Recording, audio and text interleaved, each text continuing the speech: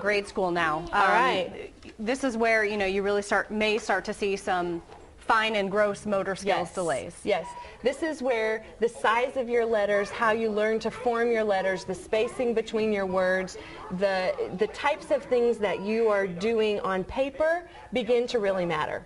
And you may have lots of thinking going on, lots of these ideas. You have a lot to say. You have big ideas. But if you can't begin to perform them, so to speak, and put them on paper or articulate them well, you get pretty stuck and fairly frustrated quickly in a school setting, right? Right. So this becomes pretty vital, that your body and your muscles work for you in learning instead of against you.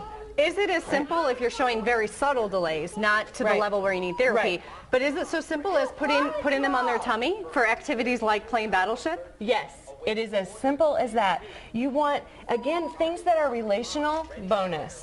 But anything, you can do drawing, you can do reading, you can look at magazines, you can do sticker books, any board game is wonderful for tummy time.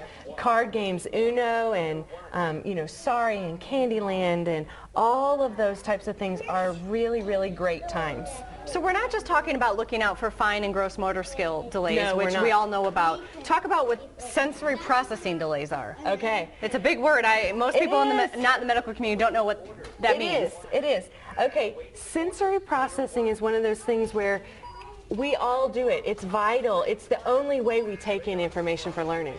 Okay? You have your 5 traditional senses like hearing, taste, touch, smell, and what I leave out. Taste?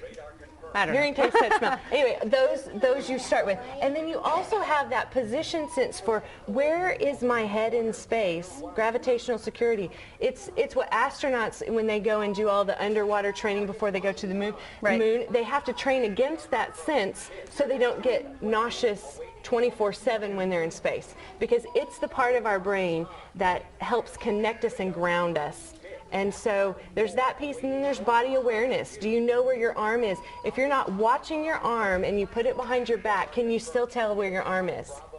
That's your body position sense, so that you know where your arms are, and it's what helps you develop coordination.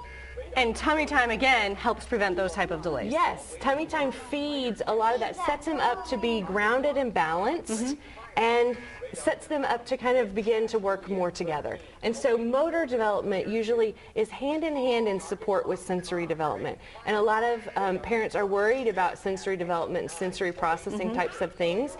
And tummy time is one of the first things we build into a program that begins to address some of those difficulties.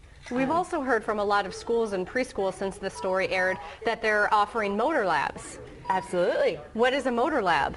A motor lab is really exciting. It's where you take these motor activities, not just tummy time, but all kinds of motor movements and motor coordination skills, and you break them down and you do the fun teaching in a group social environment, and you've got some one-on-one help for your kids or some small group help for your kids to learn those skills, and so that when they get into a PE situation at school or on the soccer field or whatever, that they are much more successful and much more coordinated in their ability to perform the group activity when it's a much larger group setting.